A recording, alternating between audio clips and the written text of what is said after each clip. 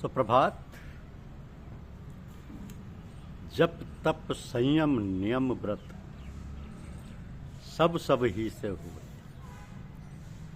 यह हमारी आज की आध्यात्मिक चर्चा का विषय। जप तप संयम नियम व्रत सब ही से हो।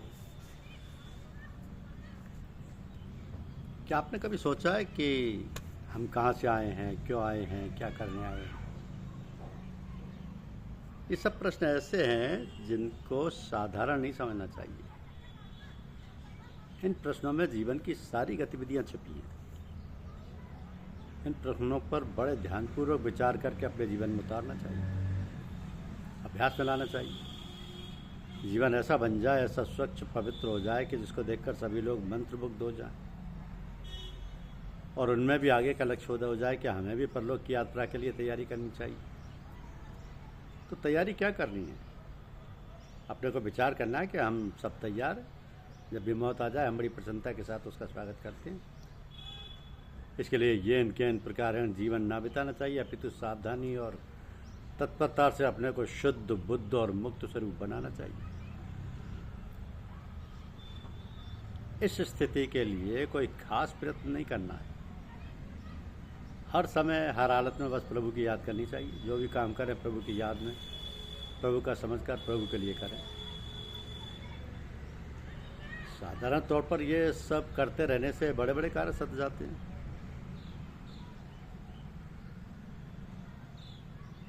कहीं भी कोई रोड़ा नहीं अटकता, रुकावट नहीं होती। मनुष्य में सरलता और सहजता होनी चाहिए।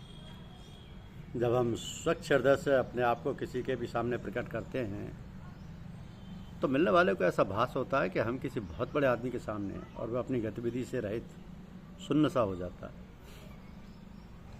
और उसके हृदय में एक प्रकार का प्रेम उमड़ आता है। वो उत्सुक हो जाता है कि हम उनकी जो भी सेवा उन पड़े करें एवं बड़ी नम्रता से पेश आता है। अब यह कोई आश्चर्य की बात तो है नहीं।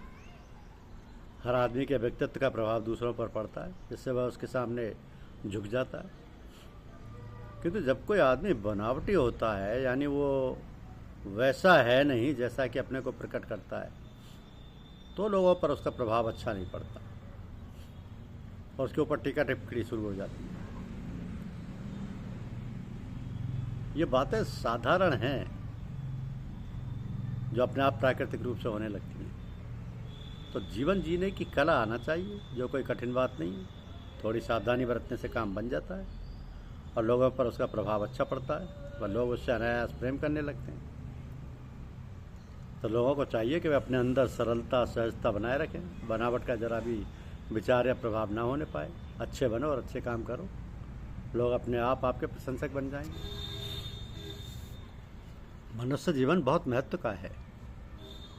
इसे परमपिता ने बड़ी दया कृपा करके हमें दिया है। इसमें पुराने कर्म भोगते भी और नए कर्म बनाते भी हैं। तो हमें सत्संग से लाभ मिला है, सत्संग का लाभ मिला है। हम इससे कितना लाभ उठाते हैं, हमने क्या पाया क्या खोया, इसका लेखा जोखा करना चाहिए। अच्छे काम के लिए ईश्वर को धन्यवाद करें तथा बुरे काम का प्रायश्चित करें तथा क्षमा मांगें। प्रेम निर्वाह बड़ा मुश्किल है। भगवान की दया कृपा है कि हमें मनुष्य जन्म मिला है। प्रेम का मतलब है हर हालत में खुश रहें। विपत्ति को भगवान की दया कृपा समझकर भोग ठीक से भोगना चाहिए। कोई घटना हुई कि हम भगवान को दोष देने लगते हैं, ये गलत है। लड़का हुआ खुश हुए, मर गया दुखी हुए, ये गलत है। हर हालत में खुश रहे। गृहस्थी के सब कार्य भगवान के समझ कर करें। हमें ऐसी आदत डालनी चाहिए कि हर समय उसकी याद बनी रहे। हमें पूजा समय से करनी चाहिए। सुबह 4 बजे से 6 बजे के मध्य सभी बुजुर्ग प्रकाश फेंकते हैं, विशेष आनंद होता है। इसका लाभ उठाना चाहिए। सुबह व शाम पूजा अवश्य करनी चाहिए। अगर समय हो तो दिन में 12 बजे व रात को 12 बजे पूजा करें।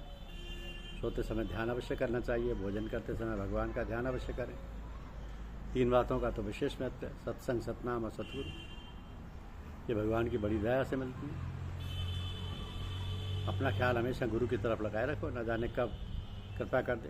पूजा का समय स्थान निश्चित रहना चाहिए। पूजा का अपना आसन अलग रखें। रिश्तेदारी में जाए तो अपने को ठीक से रखें। जब हम मिलते हैं तो एक दूसरे का असर पड़ता है।